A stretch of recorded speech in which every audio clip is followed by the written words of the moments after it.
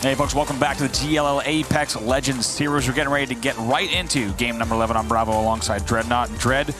We really couldn't ask for a tighter matchup here as we head also into our North American side. Things were close in EMEA, and thankfully in games 11 and 12, really still so much to play for all these teams. I think the first place to start, we could pick a bunch of places, but I'd say Rogue, they're in the fold, and they are now part of that top 5. They are, and they are even within a point system enough to be able to even claim the entirety of this tournament, which I did not think they would be into that threshold here today. And I think it's really fitting. If we look at our top 5 right now and how very close they are, Sentinels with 1 point advantage over TSM. If you were to ask us our top 2 coming into it, those are very much them.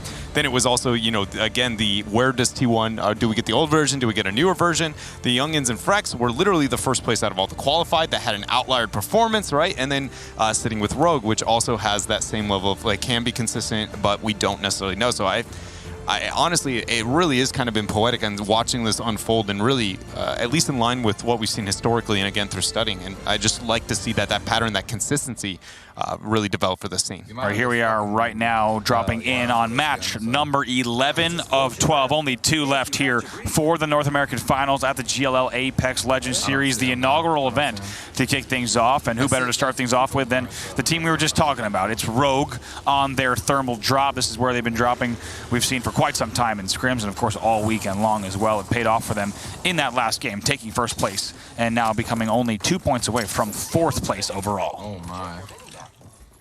Hearing good audibles here. It dropped, reacting there, and we'll see exactly what they're going to find in this back corner of Thermal. Luckily, Thermal's another area where you can't call it a split drop per se, but you can get to all corners of Thermal and pick up quite a bit of high tier loot. Yeah, it definitely has a lot of tertiary buildings that you can pick up some of the scraps in and end up with quite a bit of loot by the end of it. And clearly the core of Thermal Station actually having some pretty high loot table opportunities there. We are taking a look at some nobodies here. You hear them talking about a little bit of teams that should have dropped Dome. As we take a look at our most updated drop map from yesterday, if we take a look at that, we didn't really see too many teams dropping Dome. We did see Young Guns, as you actually see on your screen, is the team that is in Dome now. We also saw them for a little bit at Lava City yesterday as well. But if we do see them rotate over to the Young Guns here, sitting on top of Dome, I don't think it's going to look too good. They had a pretty early rotation, not that well looted, and having 2-man, it's definitely going to struggle into that battle. Liquid Blue now, a team we talked about quite a bit yesterday, and we talked about today, is not having enough points on the board to be in that top 8, but worth mentioning for them, in 9th, only, I'd say, about 7 points away from being into the money. So they also need to take these games pretty seriously. They're one of those teams that is on the bubble of placing within the prize money, so 2 games left to make that a reality. Yeah, it is, again, a lot more competitive when looking at the entirety of the top half of this lobby. So even Team Liquid Blue, actually, if they have 2 insane games, can walk away with first place even.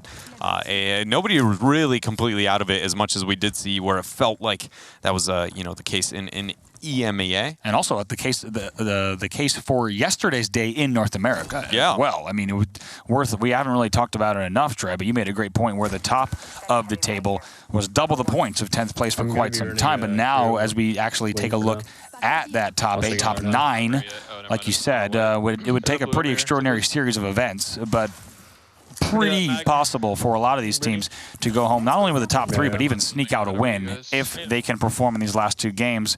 That brings us back to Rogue. We've seen them with back-to-back big wins at a tournament like the Apex Legends Preseason Invitational in Poland in mid-September. No reason to think they couldn't also do it here, but it's not going to be easy. Now taking a look at the Secret side. Yeah, Secret with the Refinery. I see the double tap being pinged out. Wonder if anybody's got a scout and chill focus over towards that, but They have basically all the Refinery, and I'm not going to lie, Bravo, this is not the kind of gear you walk out of Refinery with typically. I don't know what has happened here. This is not a Luminosity Refinery exit. No, it isn't. And I'm going to say there's no way you loot all of Refinery, not 1 blue. There has to be. I don't know if they split or if they haven't looted all of it yet. It does look like the main building hasn't been that heavily looked it through, as there was a ping there on that select fire. So somebody had to make the transfer. But either way, we'll see what Secret ends up with actually proper when leaving the Refinery itself. Now looking at T1, they had an early exit in game number 10. They're still holding on to 3rd place at this point. And now also looking at TSM, bottom train yard towards the tunnel. picking up a few kills there. That's going to be HPL as well as CLG on the receiving end of those blows. Grab all these meds. Grab all these fucking meds. Portal going to be placed here. See what TSM does once Hal decides to close this out. We've already seen a lot of teams here at the train yard itself. Armor swap available there with the blue. Here Hal saying, making the call, come to me, so move in. They're actually going to end up just below, directly below Liquid Blue. There's not going to be any way for them to immediately threat any part of Team Liquid here. The only way would be is if Alberlele sets up a zip line for them to be able to three-man push, but it's going to be hard with all those fences set up there by the Watson. Grenades not too available there with the generator. And since the adjustment in composition, no opportunity to throw out a Gibraltar or anything alike. And you got to think TSM smart enough, a composed enough team that actually was, I think, the zip up and the grapple you were talking about that TSM might throw down. So potentially pushing that advantage. Liquid Blue also has their eyes on it, though Thermites might go out from Nocturnal, decides no. I couldn't tell if it was just Alberlele or if it was actually the entire team there. I think we only saw one officially on screen go up. Yeah, and so just looking to test the waters here. Rogue actually making their way up to what we assumed was that Alberlele kind of question mark for a second. But either way, absolutely everybody hanging out at the train yard and posting up at the high ground. We had Team Liquid Blue already, T1. We got ourselves TSM. We do see a little bit of intel there from that path beacon coming in as well, which gives us a little more intel as to why train yard is so popular yet again. The young guns here seem to be on the retreat. No armor available here on the saucer. We got to go into the rift. We'll be able to break line of sight for a second here. Does have a portal available. Personally think they have to prop it as soon as possible if they're going to do anything. It's Sentinels looking to track them down. It's Sentinels, Retzi, and Zombs already getting knocked. Only having Senox available now for them. Our first place team by 1 point. This would be a tragic outcome here to this They're going to push the 2v1 here. It's going to be BCJ as well as Saucer trying to make this happen, and they do. They get that knock on Senox as well. And that's it. That, I believe, is going to be the full wipe. Should be there it is. There's the knockdown shield, and that will be it. Sentinels exit very early in Game 11. If you're just joining us, that is the first place squad with 97 points. Going into this game, they were only leading TSM by 1. That is a very dangerous place to put themselves in, and you know that TSM also caught that in the feed without a doubt. Yes, and TSM at this point, I mean, they can afford to play this a little bit differently, to be honest, with that exit. It does help. It does help a little bit, but if I'm TSM, to be honest, I don't think it would alter my mentality too much. Maybe I would look a little bit more placement on the back end of the game, but up until this point, that's all I'm thinking, yeah. I'm thinking, you know, T1 is so close to me. I'm like, we can't let off the gas. We risked too much yesterday. We haven't put ourselves in that good a positioning here quite yet. It's a great point. Off of TSM, T1 is only 6 points away. Just a few placement points or just a few kills away. So going to need to make sure that they continue to put on the pressure. They do risk being attacked from the back by that T1 side, or even a big run from the Youngins and Frexes or Rogue if those teams continue here in our last 2 games of the tournament. There was a devotion opportunity here for the Goon Squad, but actually opting out of it, even selecting the flat line over top of it. Just with how popular that had been, especially out of Europe. Thought that might be the case. See them go for it. Fnatic here of North America looking to get the scout on the construction site. Our first real look at Capital City in this whole game. We do see a beacon coming in, and it is going to be splitting between Train Yard, Drill Site, and Hill Valley. You do see pings coming in from Shiny. That's going to indicate where they expect that final end circle will be. Dread, actually, that's a little spot that you and I have talked about. There is a little nook in that cliff right by that first ping where Pathfinders can get pretty nerdy and pretty obnoxious for other squads. We'll have to see if that comes into play, but other pings coming in where potentially talking about that we could actually see something that's a little more like Hill Valley North. I would like to see, no matter what happens there for Fnatic and Nate, they take a northern rotation. I don't think taking any risk through the train yard, Capitol Hill rotation through the train tracks themselves is worth it. That train tunnel is death. And so going to the northern end may be a little bit more forgiving for them. Here, Youngins and Frex were, in fact, sitting inside the train yard in that factory. And this is Rise Nation. This is where I would like to, again, see, talking about that transition. This is up towards that northern angle to be able to then rotate over. I think it'll give them more opportunities. But clearly, they would have to deal here with Rise Nation. Certainly. Talking about Youngins and Frexes, we just saw them on screen. Really, the opportunity for them as they sit in 4th with 86 points is being a qualified team to place within that top 3. It would be pretty big accomplishment, but they've got 2 games where they will need to perform in order to do that. It's going to be Fnatic NA making the move down there into Fuel Depot. Team Secret has some decent angles from Tunnel. They've also Watsoned up, but not much in terms of armor. And by not much, I mean nothing. Look at how many Watson fences are up there. The question is, we hear it from, we see it every game. We see it from pro players. Those train cars up top, they will go so quickly. Those are the first rooms to sell, without a doubt, here at the train yard. It's always intimidating when you look up there too, because you can't necessarily decipher how many Watsons did it take to make that happen. You know what I mean? Yeah, not only that, when you look through there, you can't even, your sight lines, you saw that little scout shot coming in there, but it's even difficult, of course, it's part of, when it's not talked about much, but part of Watsoning up those fences is also that, right, the team in the car decides when that fence comes down and when they want to sight line out. Otherwise, it is difficult to shoot through those fences, especially at distance. Yeah, there is quite a bit of visual impairment around them.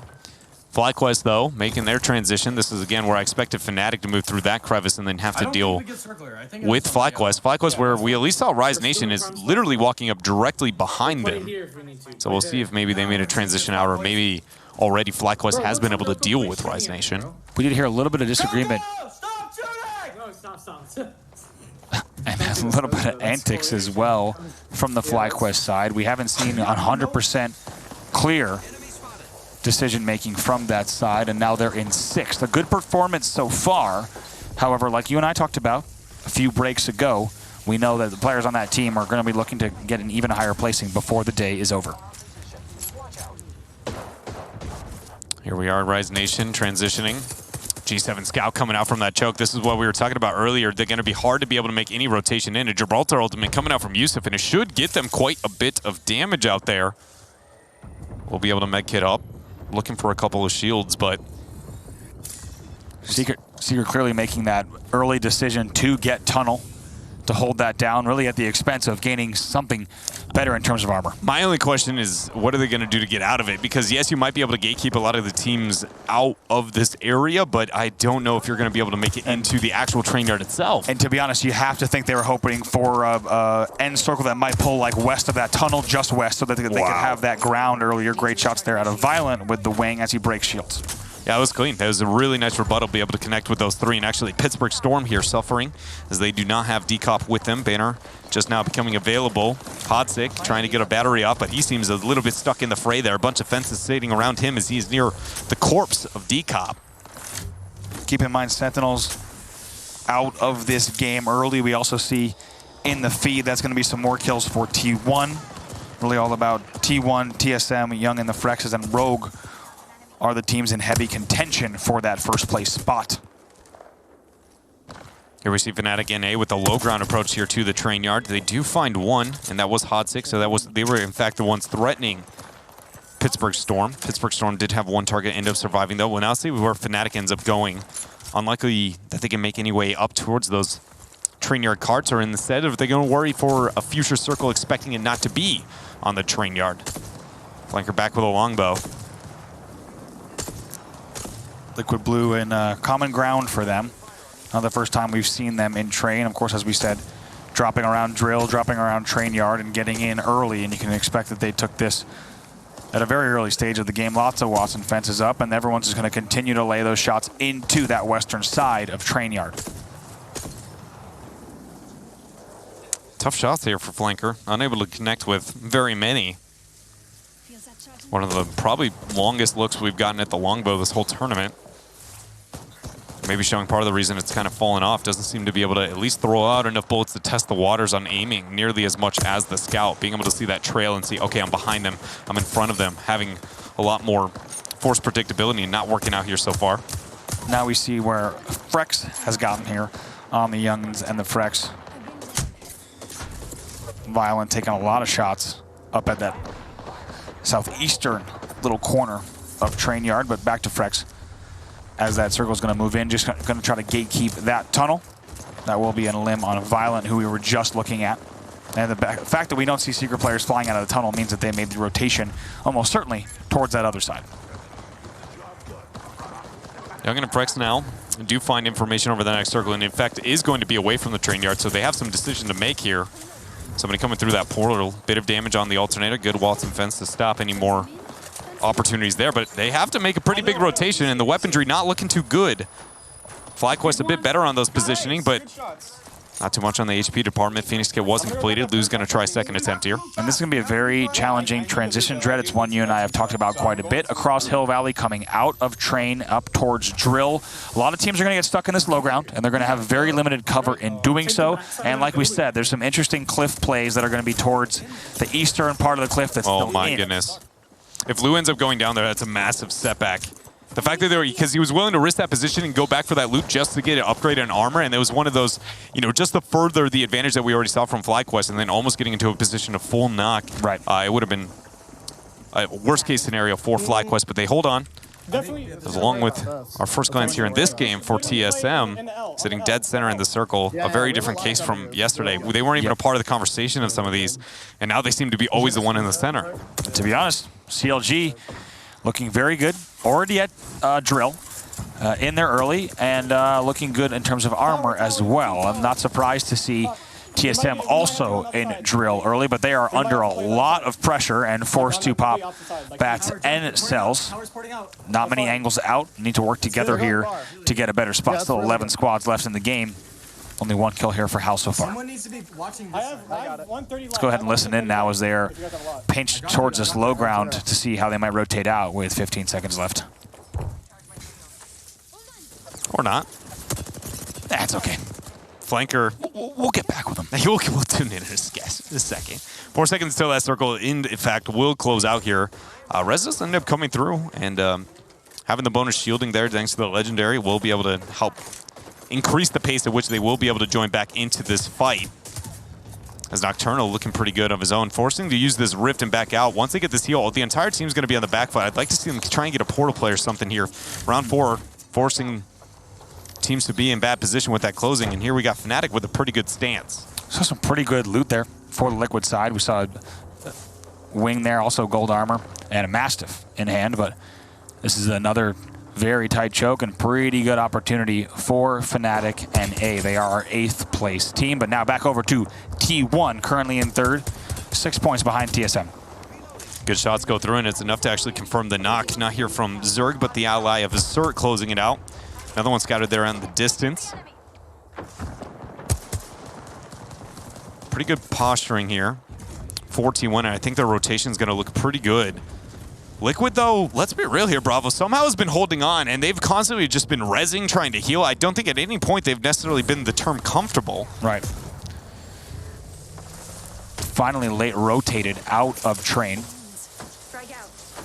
Frex and Co, another example of that. Rocker and Nathan also another team to late rotate out of Train. They finally have done so.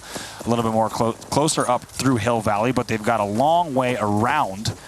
And they've also got to choose the route they want to take all the way into Drill. Keep in mind, this end circle, well, sometimes we see the Drill end circle pull a little bit more east. This is very west towards those chokes and much more in. You are going to need to get all the way into Drill much earlier than you would if this was further towards the east.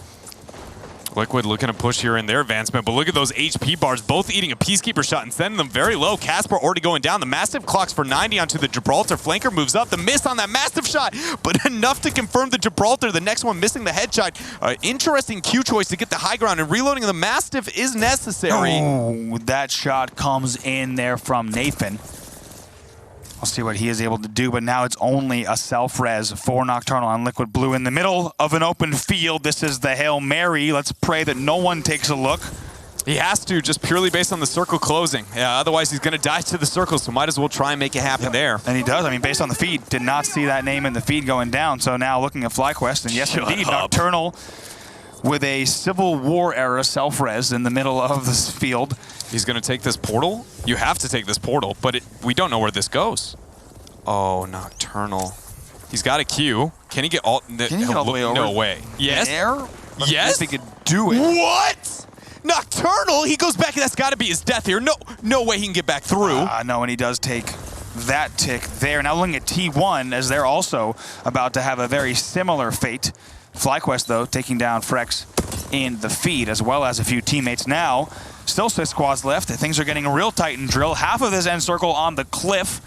and really 2 interior spaces. That single building, but it's broken up into 2 interior spaces, as well as some rooftop action as well. FlyQuest is up on one of those roofs. They found Fnatic.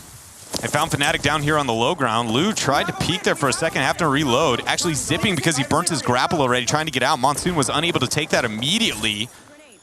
But it looks like Fnatic isn't aggressing, wanting to risk the positioning, as they seems like they're pretty happy with what they've got going on down here. And TSM and CLG should still be inside if they both were able to continue this run. Actually, no, TSM is still in the exact place we left and picking up more kills. They picked up 2 on Fnatic. There's all 3 on Fnatic. They also get the gold triple here. Now all 3 members of TSM have to be completely removed for them not to have the knockdown opportunity to win this game. Something honestly, that's a brand new sense. A pile of gold, and it had belonged to Fnatic. Now it will belong to TSM, and actually TSM did not take an interior space. They stayed along that bottom side, and also now once again looking in at Lou and FlyQuest. However, CLG still in that same position. 3 kills already for Madness. You have to wonder how many are on the other side for the other players, but they are one of your 4 squads left as well. They're going to have to make a move here. CLG especially has some of the harder decisions to be able to make. A bit of the home still will be in the circle. TSM controlling that low ground after the wipe onto Fnatic. FlyQuest end up getting the kill onto Liquid, and that's going to send us now here down to 3 squads. You hear right now Hal saying we could play this whole side. Let's go ahead and listen in with TSM, as they do not have much space to work with, and fire's coming in. I gave us a zip for zone. Do you have no to sell? I need to get more fences. No, I don't. I dropped 80 white. I have a purple heavy if one of you need it. I don't need it, no. I'm just going to be on Devo. It's only just, it's top 3. Yes. I have nades. I'm gonna throw nades in zone. I have to take my thermites. Throw the thermites. I have fucking 10 grenades to throw. I can't throw all. Here, take that. I have a fuck ton of shit. I dropped 4 arc stars. I got a lot of nades. Okay. All right, I'm just gonna throw. Do I spam arcs or Devo? Devo, 100%. They really might like to hear that early. call there Listen, from TSM. They might drop on us early, so when I start my portal, fucking More grenades than they can carry, and more grenades than they can throw at this point. You also hear the triple self-res, as you said, Dread, and as we heard on the listen. And here's some of the cliffs that we're talking about around Drill that you can really get some decent grapples onto. You can also get some decent zips onto to cause a little bit of chaos. There's already 1 zip up, and we could see some zip juggling. We'll have to see if we see another one go up as well. FlyQuest still with that roof. FlyQuest, TSM, and CLG are your 3 last squads in game number 11. CLG seeming to have the hardest path to victory here. Not only for the results this weekend, but mainly being in the middle of that home. FlyQuest going to go ahead and already start Monsoon's portal. All 3 race, just move your fucking mark. Along with that of Imperial Hal down here on the ground. I think a lot of this is going to come down to the Devotion play from Abilele. You heard them wondering what are they going to focus, and clearly Devotion is going to be that play. If he can chip away some of those targets as they drop down, he is going to really increase that team with triple res shield. And you have to wonder if FlyQuest is going to be, how many are going to be zip juggling, because we saw them trying to tee up that zip, and that could be a big factor in terms of both the grenade spam and the Devo spam. Yeah, if you try to zip juggle into a Devo, you're going to probably have a pretty bad time here. Oh, they're going to go for a suicide arc on the Wraith right here. That's what they're teeing up. Maybe 2. It looks like two of them now. They're going to have to go. Doesn't get the zip right away. Now going to zip juggle up top between the 2 different zips. And now everything going down. Monsoon's actually the first one to go down. 2 CLG players go down to reps as well. And we see Lou sit there with a portal just in front of him, and it's going to be Imperial Hal, who somehow is the one alive through it all. You hear that talk there. Hal is going off. You also hear reps just now saying textbook. A beautiful set of plays. We did not get to see it from TSM's exact perspective, but the fact that we got to see just how much forethought went into that final zone and exactly how we're going to play that, definitely going to have to go back to their VOD. Once again, that's another example of TSM VOD we need to go watch after the game. But your thoughts just on what we saw. I think in the end, TSM was very clear on how they were playing that very small final circle. Yeah, the one thing that, again, just when we got to hear some of the comms that I really liked the thought process on was, again, just the steps of how are we going to do this, right? And trying to lay that out, and then also making sure they're all considering, like, being able to be self-aware enough to be like, I have 12 grenades, and normally the question was, do you have the grenades, right? But clearly going going like, it's not like I can use all this, you know what I mean? So it's like spreading the love and really thinking that out, I think, is part of the reason they are able to be that team that actually clutches out true wins rather consistently. Yeah, and if you're the Sentinel side, the one thing you didn't want to see in that game is a TSM win. Paula, Glitter, and Onset, go ahead and break that last one down for us. It's always a team effort, but Hal does it again. Last alive, that's 3 times over 2 days where we see him being that Wraith player, being very tricky and difficult to lock down. He gets another W for TSM. With only 1 match to go, and just as the guys mentioned with the position that Sentinels were in, TSM are going to be feeling very good about themselves. Glitter. Absolutely, and I mean, you pointed it out, they're the first team to hit 3 wins now. And we didn't even get to see that in EMEA. The way that they just played that end zone was so smart. I honestly thought that FlyQuest had a decent plan going for themselves given their position and the tools at their disposal, right? But they just, you couldn't... That was really cool. I was introduced to a new concept there of the zip juggling, grapple juggling, where so they put 2 lines down and then they go through it as the zone is closed and then they hop between them as the ring is closing. Is that, have I understood it correctly? Yeah, exactly. The idea is that you can throw grenades down as well as that ring closes, trying to clean up any kills and do as much damage before you might have to drop down yourself. But I think the word that summed it up better than probably we can is TSM saying themselves at the end of that game when that champion banner pops up, textbook. Yeah. And that is exactly what that end was from TSM. Classic play from the Wraith portal, classic play using the Q to stay alive from Hao, and great play from his teammates as well to do enough damage in that end zone to make his job as easy as possible. It was clinical from TSM.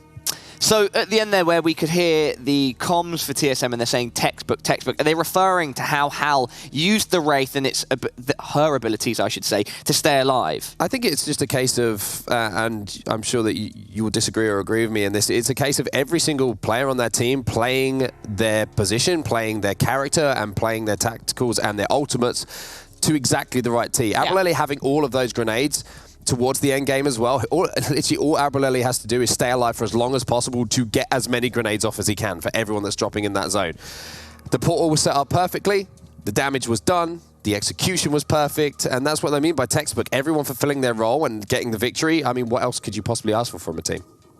That's fascinating for me, Glitter, because looking at that from my perspective where I don't have anywhere near as much knowledge as you guys, I'm thinking like, okay, I can see FlyQuest here employing a strategy with the zip lines as the zone is closing, and I can understand the basic mechanics of Wraith, but when they were both in that final bit of the circle, it looked like one of them saw the other, and there was like this weird pause, and I was like, what's going on here? Yeah, there is that moment sometimes you're kind of trying to work out who's still alive, who's about to die to zone, and who you need to prioritize, and you do sometimes have that awkward moment. It's like, wait, are you on my team? Because like everything's red at the moment because the zone's closed. Like, are you a teammate? Are you a friendly? Are you a foe? You're a foe! And then you have to finally fire off a shot. So it's kind of that weird situation that you have sometimes. But yeah, textbook from TSM, as I was saying, they keep going from strength to strength. There's a reason they're a championship squad and they're showing it today. Let me get that scoreboard up before we have some closing thoughts for our penultimate match. TSM with 22 points, 10 kills, 12 placement points. FlyQuest with just 6 kills, getting 15 points there. CLG with 14. Youngers and Frex, that will help them out. T1 with just 7. Sentinels with 0, as we already know. Anything else in there that could switch up our lead? No, I think it's TSM going to be rocketing ahead here. Pretty much, honestly. Wouldn't surprise me at this point. It's when they come to the fore, and it's not, as you say, 1 game left. And look at the lead they managed to establish. That is the lead, pretty much exactly the same that Luminosity had in the EMEA region going into our final game. Yeah, we see a 21-point lead over T1 and Sentinels. And as we have established by this point, as we established early on, a winning team often gets around the 20-point mark, sometimes a bit more if they get a bunch of kills. And with that gap as it stands, T1, Sentinels, and Youngers and Frex would have to have a really, really strong game, and TSM would have to have a weak game in this final outing. Glitter, we're asking the same questions as we asked yesterday. Is it possible, before we head back to Onset? It's possible. We watched it happen to LG. Sorry, let me rephrase that. Is it likely? Because it happened to LG. That's what I'm saying. We didn't think it was likely to happen to LG, but then it did somehow happen. They had a rough start in the final game. But then VP failed to capitalize. Exactly. There's so many small factors that go into the overall points for all of our teams here today that, say, TSM goes down early, Then you have the options between This is my T1, point. This is what I'm going to say, Sentinels. right?